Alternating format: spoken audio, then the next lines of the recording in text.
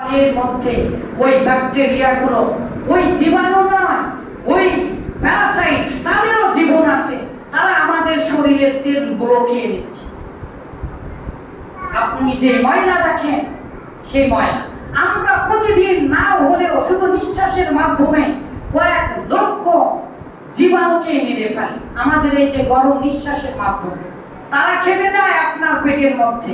জীবাণুগুলো যে কি করে, এই যে কোভিড-19 এগুলো আপনার শরীরের মধ্যে ঢোকার সাথে সাথে তারা খেয়ে শক্তি সঞ্চয় করে।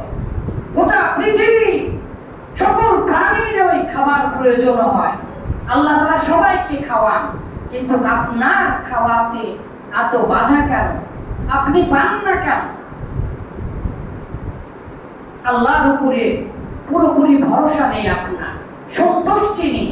আপনি যা পেয়েছেন তার চাইতে আপনি আরো পেতে চান।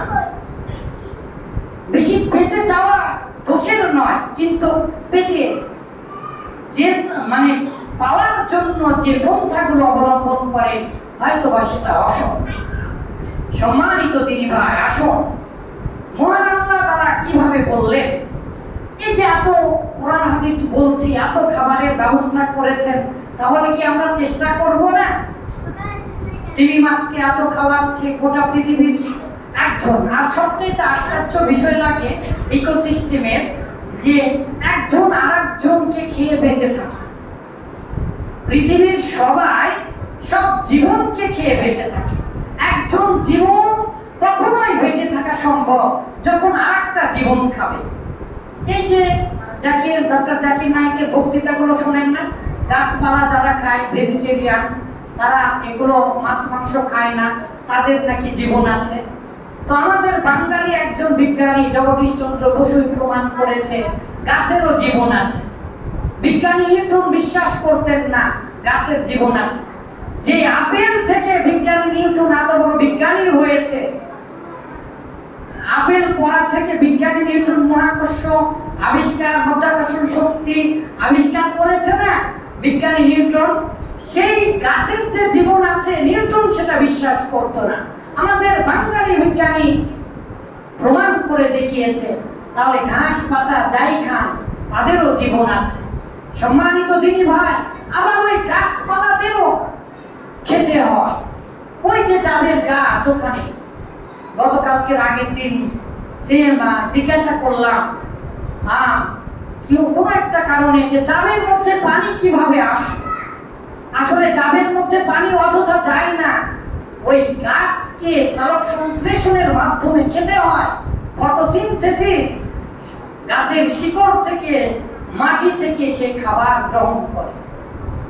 মহান আল্লাহ তাআলা এমন ভাবে সৃষ্টি করেছে, গাছ যদি দাঁড়িয়ে থেকে খেতে পায়, দিনের মাছ যদি শুধু হা করে থাকার কারণে লক্ষ লক্ষ টন যদি চলে যায় তার মুখের ভিতরে খাবার, আপনার সামান্য পেট ভরে না কেন?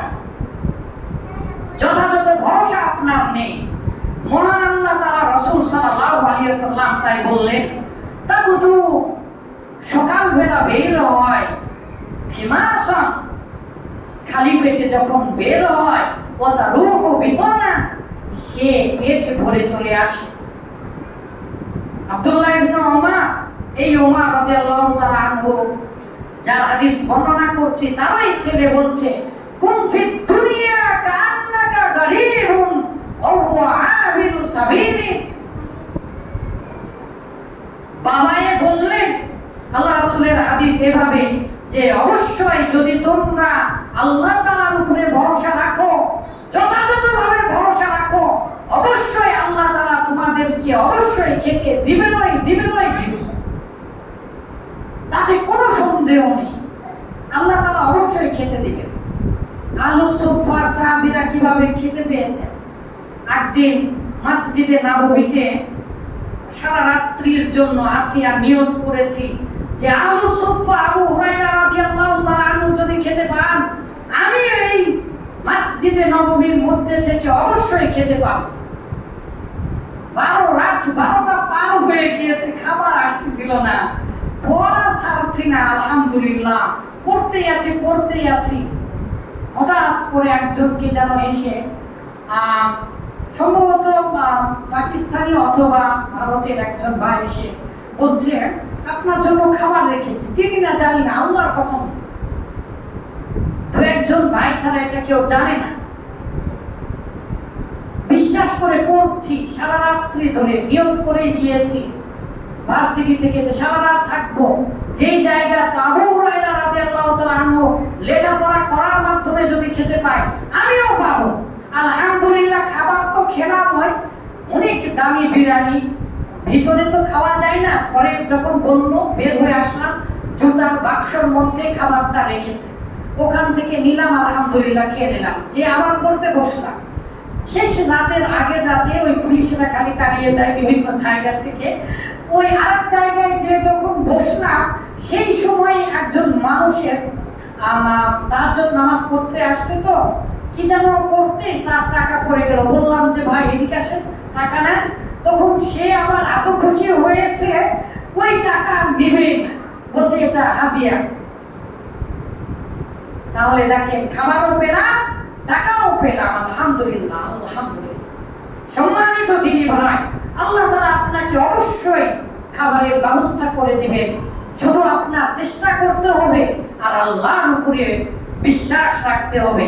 আনাস রাদিয়াল্লাহু তাআলা, ওই হাদিসটার অনুবাদ তো করলাম না, তাহলে ওমর রাদিয়াল্লাহু তাআলা আনহু এই হাদিস বর্ণনা করলেন। আর তার ছেলে আবার বলছেন, কুন ফি দুনিয়া, তুমি দুনিয়াতে হও গরীবুন, গরীব, কুন ফি দুনিয়া, তুমি দুনিয়াতে গরীব হও, কান্নাকা গরীবুন, কুন ফি দুনিয়া, তুমি দুনিয়াতে মুসাফির হও, আবিরান, রাস্তা বরবারকারী, রাস্তা পার হয়, রাস্তার সফরকারী হও, কান্নাকা গরীবুন, যেন তুমি একজন গরীব।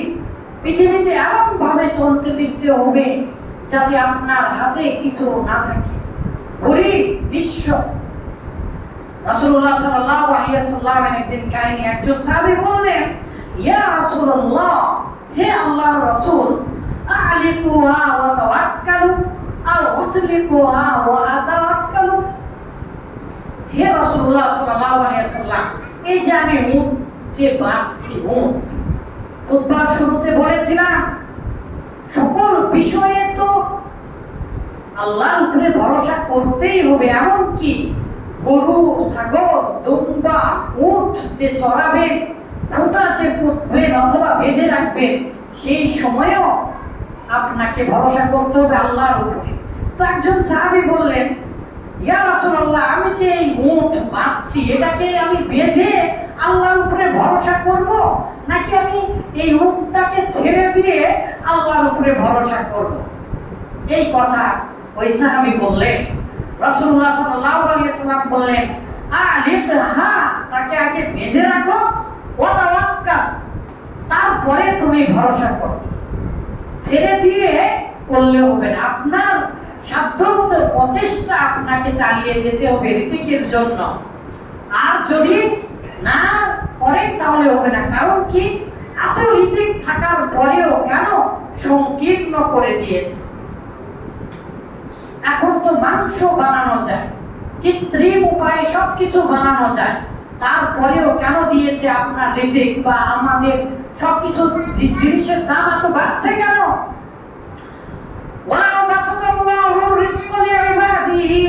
আল্লাহ তাআলা যদি তার বান্দার জন্য রিজিককে এত বেশি অ্যাভেলেবল করে দিতেন, এত বেশি সহজলভ্য করে দিতেন, এত বেশি করে দিতেন, তাহলে তাহলে এই জমিনে তারা আরো বেশি ফাসাদ, ঝগড়া, বিবাদ শুরু করে দিত।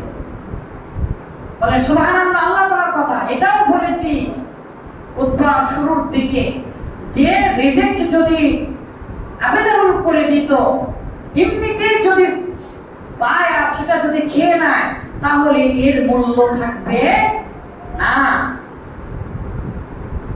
মুসা আলাইহিস সালামের কাহিনীটা আপনারা জানেন না? মান্না ওয়া সালওয়া আসতো প্রতিদিন, তারপরেও ভালো লাগতো না, আসমান থেকে আসতো। তারা কুল্লাহ বিতু মিনহা, কি আছে, ইবিতু মিসরাম, তোমরা জমিনে যাও, চাষাবাদ করে খাও। তো ওটাই চাচ্ছিল তারা, যে যে ও বাসালিহা ও আদাসিহা, আমাদেরকে রসুন দান, আদা দান, পেঁয়াজ দান, এগুলো আমরা খেতে চাই, কষ্ট করে খেতে হবে। এমনি এমনি যদি পাওয়া যায় তাহলে এই পৃথিবীতে আরো বেশি ফাসাদ সৃষ্টি হবে। আপনার কাছে যদি অনেক পর্যাপ্ত